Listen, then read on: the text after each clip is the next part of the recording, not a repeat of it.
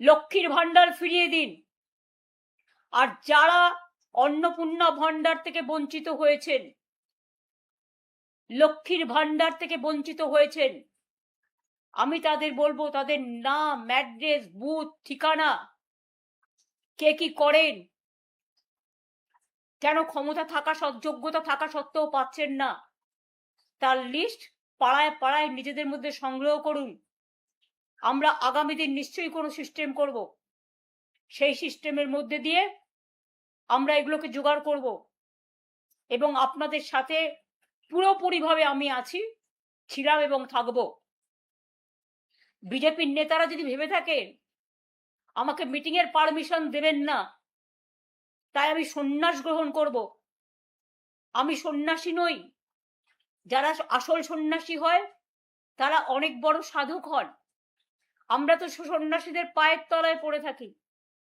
আমরা দেবদেবীদের শ্রদ্ধা করি, তাদের প্রতি বিশ্বাস ভরসা আছে বলে, সর্বধর্মের ওপর। কিন্তু মনে রাখবেন, বিজেপিকে সন্ন্যাসে না পাঠানো পর্যন্ত আমাদের লড়াই থামবে না। শুভনন্দন খালা, বলছি যে সমস্ত মহিলারা ভোটের আগে 3,000 করে টাকা পাওয়ার লোভে খালার ছবিতে যারা ঝাঁটা জুতো মেরেছিল, ছবিতে আগুন জ্বালিয়ে যারা প্রতিবাদ মিছিল করেছিল, তারাই এখন আঙুল কামড়াচ্ছে। তারাই এখন বলছে উনি নাকি সর্বগুণে সম্পন্না, প্রতিভাবান মহিলা।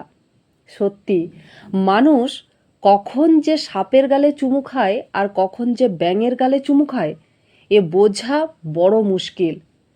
তবে খালাকে নিয়ে যে যতই নিন্দামন্দ করুক না কেন, আমার চোখে খালার মতো উন্নয়ন পশ্চিমবঙ্গে কোনো সরকার আগেও পারেনি, ভবিষ্যতেও পারবে না, কেউ কোনো দিনও পারবে না।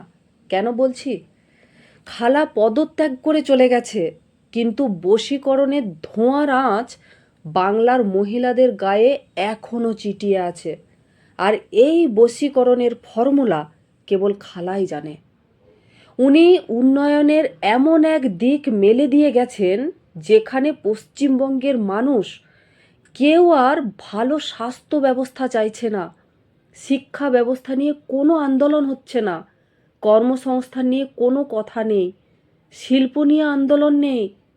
এই মুহূর্তে মানুষের মুখে শুধু একটাই কথা, ভাতা চাই। বশীকরণের এমন বীজ পুঁতে দিয়ে গেছে, ভাতার জন্য কেউ রাস্তায় গোড়াগড়ি খাচ্ছে, ছাতা ভেঙে দিচ্ছে। ক্ষোভ বিক্ষোভ থেকে আরম্ভ করে ট্রেন অবরোধ, কত কি হচ্ছে, শুধু এখানেই থামেনি। এর ঝাঁঝ ইউটিউব, ফেসবুক, ইনস্টাতেও দেখা যাচ্ছে। ভাতার জন্য এমন কান্নাকাটি করছে মনে হয় কোনো প্রিয়জন মারা গেলেও এমন করে কেউ রাস্তায় লুটোপুটি খায় না। খালার এই বশীকরণ থেকে কেউ বেরোতেই চায় না, কারণ এই ভাতাজীবী সবাইকে আসলে পঙ্গু করে দিয়েছে। ভাতার জন্য কেউ বলছেন যে আবার তৃণমূল সরকারকে আমরা জনগণই সবাই মিলে ফিরিয়ে আনব।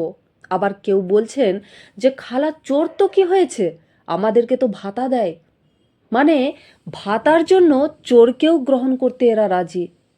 রাজ্যের কি ভালো হলো না হলো ওদের দেখার কোনো দরকার নেই, সেই নিয়ে কোনো প্রতিবাদও নেই। কেউ বলছে না আমাদের মহিলাদের নিরাপত্তার কি ব্যবস্থা হলো, আইন শৃঙ্খলা নিয়ে কোনো কথা নেই। জানেন তো, বাংলায় একটা কথা আছে যে জেলেনিকে যতই ভালো ঘরে, ভালো খাটে, সুন্দর পরিবেশে রাখুন না কেন, জেলেনি আঁশ গন্ধ ছাড়া কখনোই থাকতে পারবে না। এদের অবস্থাও সেই রকম। এবার এক হাতে উন্নয়ন নাও আর এক হাতে বাঁশ নিয়ে বসে থাকো।